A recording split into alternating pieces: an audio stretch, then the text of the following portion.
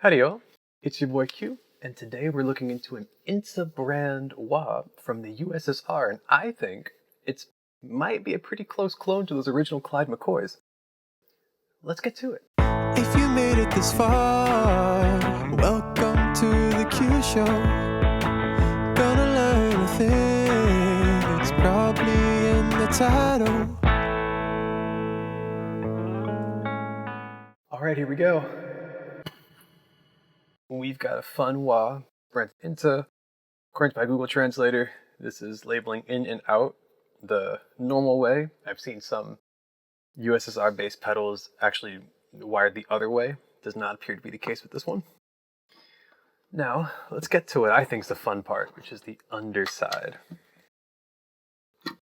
And we can get the good camera going now. Alright, there we go. Some fun wah. Alright, so this is my favorite part, just kind of looking at the inside, because all the parts were made in-house, so they all look super unique to me.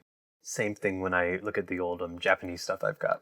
If you are familiar with the old Clyde McCoys, you will probably notice there are a few resistors missing. I'm a little afraid to take this apart because we have all these delicate wires. I might eventually, just because I like the sound of it so much. But it seems to me that it does not have the resistors going to the anode on both of the transistors, which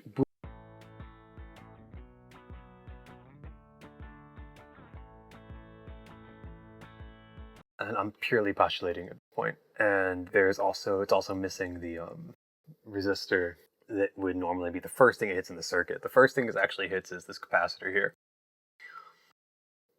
So let's just take a look at all these fun parts.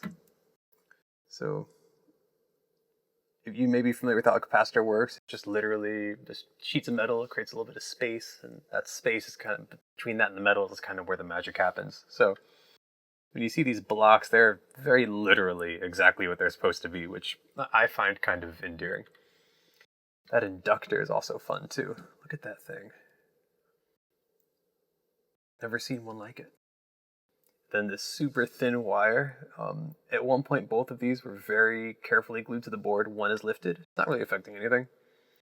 Those transistors are super cool. They're completely unmarked for them, besides that little sketch on top. If anybody knows what those are, please tell me. I'd be curious to try and find more. And that big tubey thing is another capacitor. Like, I can't really imagine why they would use that one. It does not appear to be directional, but that's what's there. Also, this interesting little piece of plastic that allows the wah to hinge. A pretty creative solution to getting that done, as opposed to the gear that the Dunlops have. One other thing. What am I missing? Oh, yeah, the most important thing about this. You might notice that there is no switch.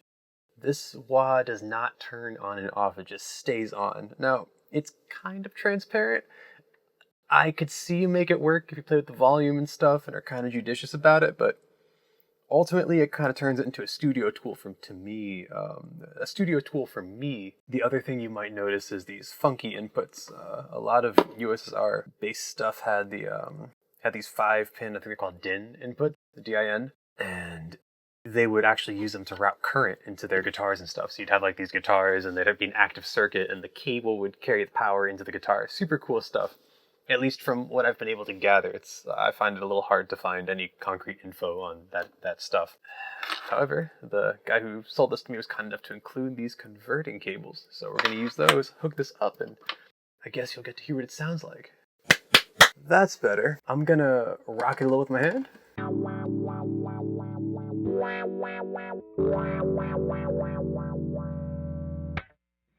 You can hear it's pretty smooth. When I hit it with higher gain pickups, you're going to hear that it does crunch a little.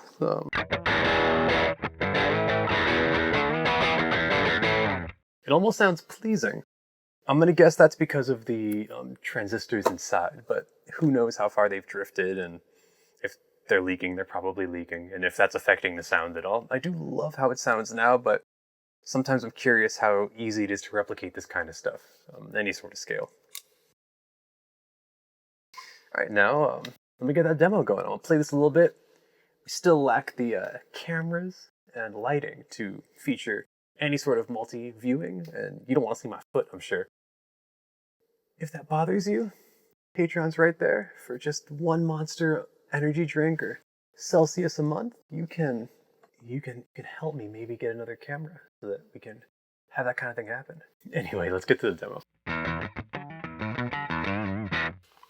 Man, I can never demo comfortably.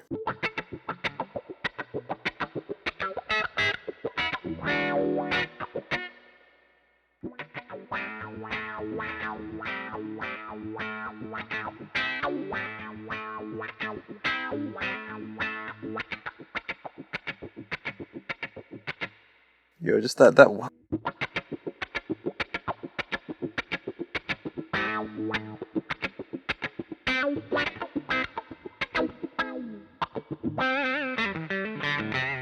Now that's with my lower gain pickup and you're still getting some clipping, but if I relax my attack a little.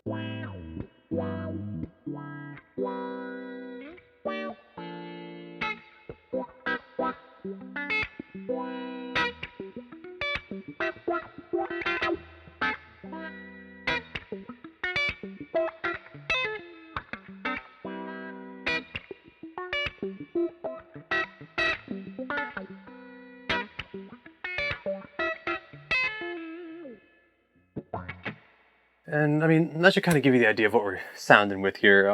Let me just do some open stuff. If I didn't do a 4-1, it wouldn't be a demo video of mine.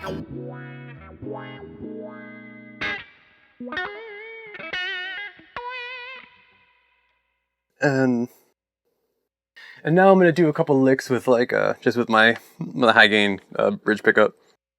I guess it's medium high, and just so you can kind of hear what it sounds like when it's kind of you're kind of feeding, when you're kind of how do you say, making it grit a little.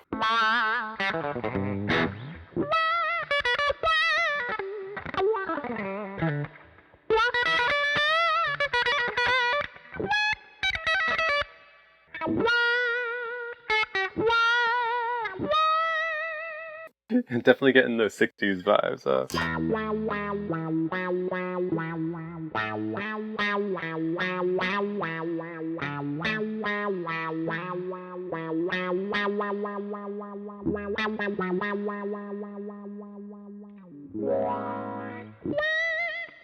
And then just like kind of cleans up nice.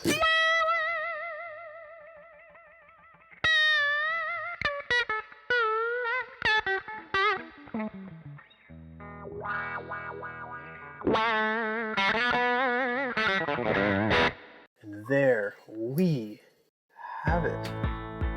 What did you think?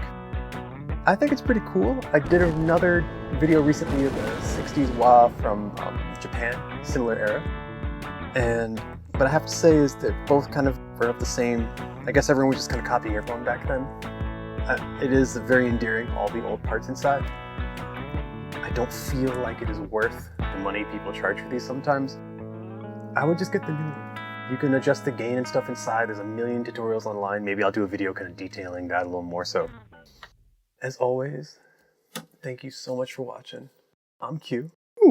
And this was The Q Show.